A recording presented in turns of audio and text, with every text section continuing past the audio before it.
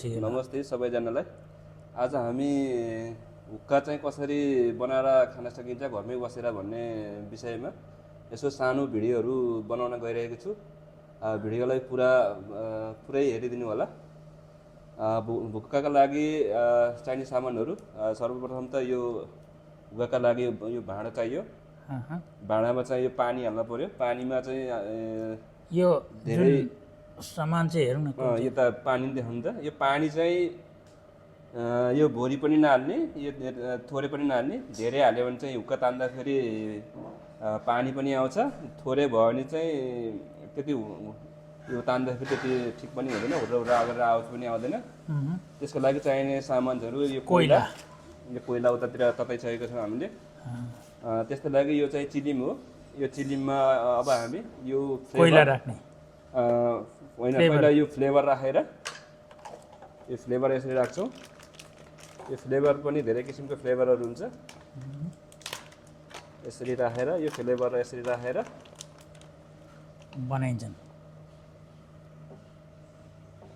Flavour यसरी राख्ने अनि यो फ्लेभरलाई चाहिँ यो भोरि पनि नराख्ने। यो पछि धेरै भयो भने चाहिँ यो कार्बन पेपर पनि यो जल्दो रहेछ, धेरै भयो भने। ठिक्क राखेर यसरी राखेर त्यसमाथि कोइला राख्ने। अब यो माथि भन्दा कार्बन पेपरले छोप्नुपर्छ नि। यसरी राखेर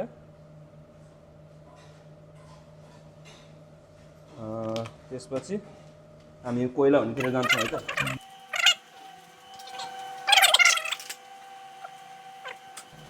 कोइलालाई यसरी ल्याएर यो कोइला चाहिँ अलि जल्न गाह्रो हुन्छ। यसलाई अलि टाइमसम्म यो कति मिनट पछि यो चाहिँ रेडी हुन्छ त? कोइला राखेछ, यो कोइला राखेपछि यो तयार भएपछि त भइहाल्यो। अनि यसरी राखिन्छ। यसलाई चाहिँ यसरी थोरै यसलाई हल्का यसरी खानिदिने यो हुक्कालाई, किनकि नडढोस् भन्नको लागि। पछि थोरै ग्याप राख्ने, यता होल हुन्छ।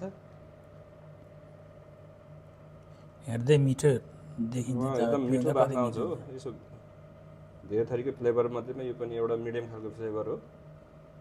यसरी राखेपछि हामीले कार्बन पेपर हुन्छ,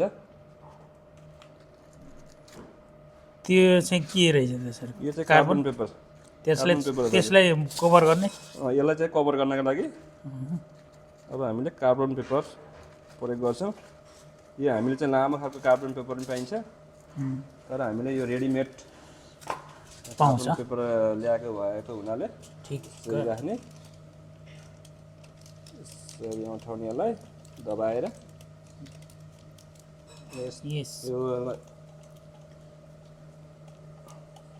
मजाले कस्नेहरूलाई यता लामो भइदिएको अझै राम्रो हुन्छ। जति ठुलो त्यति राम्रो, जति ठुलो भयो अझै राम्रो हुन्छ। त्यसमाथि चाहिँ कोइला राख्नु। अब यो माथि चाहिँ त्यसमा रेडी राख्ने। कोइलालाई माथि राख्ने। कोइलालाई चाहिँ यसरी राख्ने। मैले चाहिँ दुईवटा राख्ने हुन्छ, मैले तिनवटा राखेँ अहिले। भनेपछि यहाँ पिउँदाखेरि कोइला नआउने रहेछ, फिल्टर हुने रहेछ। यहाँ कोइला चाहिँ यो कार्बनले फिल्टर हुने भयो। यो कार्बनले गर्दाखेरि धुवा जति यता तल यो पाइपबाट आउँछ। अनि यहाँ त्यसपछि रेडी भयो। यसरी रेडी हुँदो रहेछ हुक्कालाई। टेस्ट गर्नु भने कस्तो हुन्छ।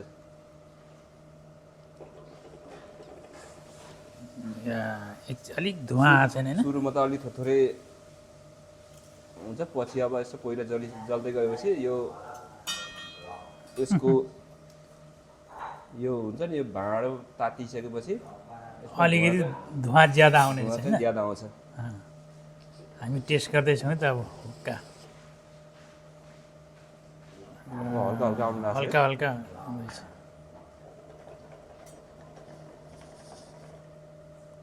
यस, अहिले चाहिँ आउँदैछ है। हामी रेडी गर्दै ल। जति सल्किँदै जान्छ अति धुवा बढ्दै जाँदैछ होइन? कोइला नसिद्धिनेसम्म यसरी नै आइरहन्छ धुवा।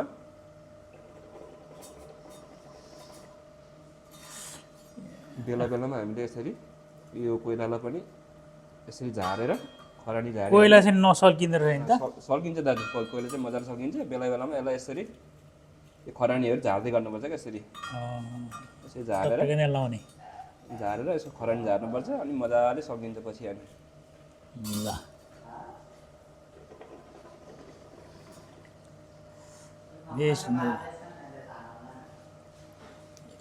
यो तल पानी पनि उम्लिँदो रहेछ नि त पिउँदाखेरि यो पानीले के फिल्टर गरेर छ त पानीले गर्दाखेरि यो धुवाले फिल्टर हुन्छ त्यही मिठो टेस्ट हुन्छ नि त असाध्यै मिठो टेस्ट हुन्छ घरमा बनाएको त्यस्तै हो यो छाती छाती पोल्ने गर्दैन भित्र धुवाले एकदम केही पनि हुँदैन दाजु यो चुरोटको जस्तो के मलाई चुरोट भन्दा यो ठिक लाग्यो मलाई यो हुक्का कहिले काहीँ खानाको लागि यसो साथीभाइहरू किनकि यो पानीबाट फिल्टर भएकोले गर्दाखेरि यसमा यो अझै हामीले राम्रो फ्लेभर बनाउनको लागि यो पानीमा फलफुलहरू काटेर पनि हाल्न सकिन्छ अझै राम्रो एकदम टेस्टी आउँछ अझै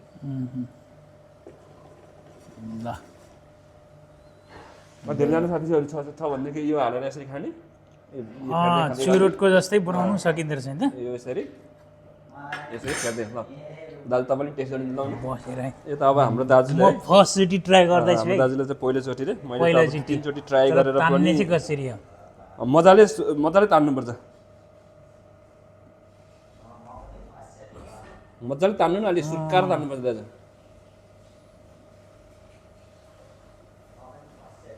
मजाले तान्नुपर्छ क्या सुरुमा अलिकति उस हुँदैन मलाई अलिक कस्तो तानिसकेपछि एकदमै मजा आउँछ तल हुर्र हुर्र गर्नु न यो हेरी यो तलको क्या हेरी हुर्र हुर्र आउँछ क्या यत्रोसम्म त सासले नभ्याउँदैछ त नि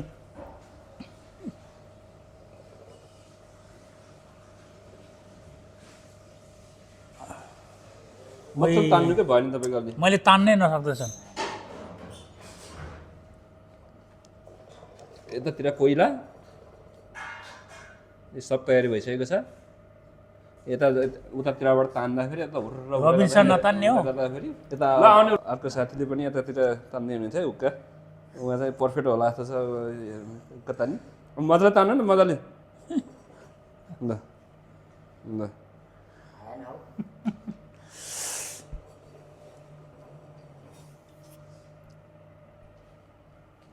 अब आउँछ कि यतातिर बल्ल चल्दैछ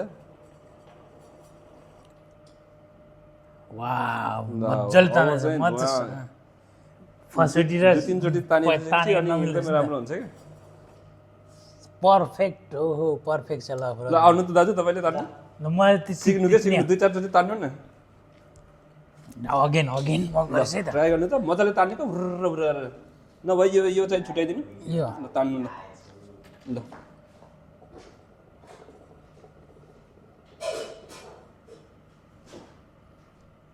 हल्का निल्दा नि केही फरक पर्दैन ए अब चाहिँ थाहा भयो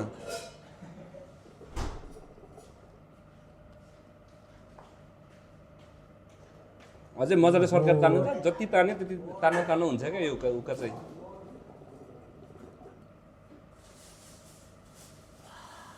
वास एकदम टेस्टी भयो माइन्ड फ्रेस हुन्छ यसले ल माइन्ड चाहिँ फ्रेस हुन्छ हो इन्जोय तान्नु अझै जति तान्यो त्यति त कोइला बोल्छ क्या यतातिर ओहो म तपाईँको आउने भयो अब डेली पिउने यस्तै अब चाहिँ गजबले आउँछ क्या तान्दै गर्नु त अब जे तात्यो नि त यो भाँडा तात्यो नि त यो भाँडा तात्तिएपछि अनि मजाले आउने हो क्या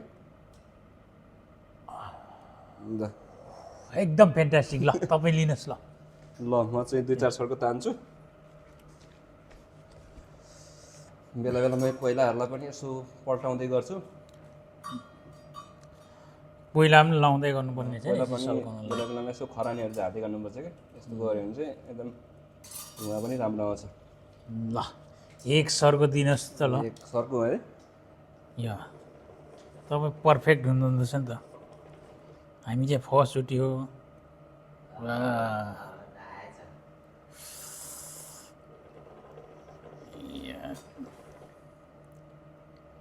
भनेपछि हामी त बाटोघाटोमा पिरोको देख्दा पनि पिउ लाग्ने भयो त नि पल्किने हामी बजारतिर गयो भने यो हुक्का खाने ठाउँमा मान्छेहरू यसरी नै बसेर 2-3 जना साथीहरू मिलेर पनि पिउन सकिन्छ यसरी नै पालै पालो यसले स्वास्थ्यमा त्यति असर पुर्याउँदैन नि त त्यति असर पुर्याउँदैन जस्तो लाग्छ हो मलाई यो स्वास्थ्यमा चाहिँ यो कहिलेकाहीँ यो खानाको लागि यसो रमाइलोको लागि दिनदिनै चाहिँ खासै तान्नु भएन। स्वास्थ्यको दृष्टिकोणले हानिकारक नै हुन्छ यो धुम्रपान चाहिँ। कहिलेकाहीँको लागि एकदम आफ्नो माइन्ड फ्रेस गर्नको लागि पनि यो तान्दाखेरि एकदमै राम्रो हुन्छ। आफ्नो घरमै बनाएर पनि यसरी हुक्का यसरी खान सकिन्छ हामीले। पर्फेक्ट भयो ल, हाम्रो ब्लग पर्फेक्ट भइहाल्छ रहेछ। यो हुक्कासँग केही सानोतिनो अरू के खानेकुरा खान सकिन्छ हुक्कासँग?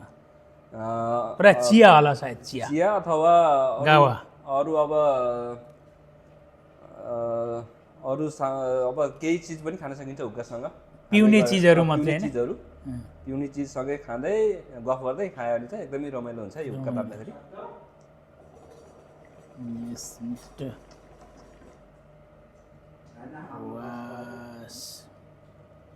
ल आजको ब्लग यहीँ टुङ्ग्याउनु लङ भयो नि त होइन? ल आजलाई चाहिँ यति नै। भिडियो हेरिदिनु भएकोमा सबैजनालाई धन्यवाद। यो हाम्रो यो भिडियो साथी पनि बनिदिनु होला, सब्सक्राइब गरिदिनु होला, लाइक गरिदिनु होला, कमेन्ट गरिदिनु होला भन्दै फेरि नयाँ नयाँ आयामहरू नयाँ लिएर आउनेछौँ हामी भन्दै यो भिडियोलाई यहीँ अन्त गर्न चाहन्छु। धन्यवाद।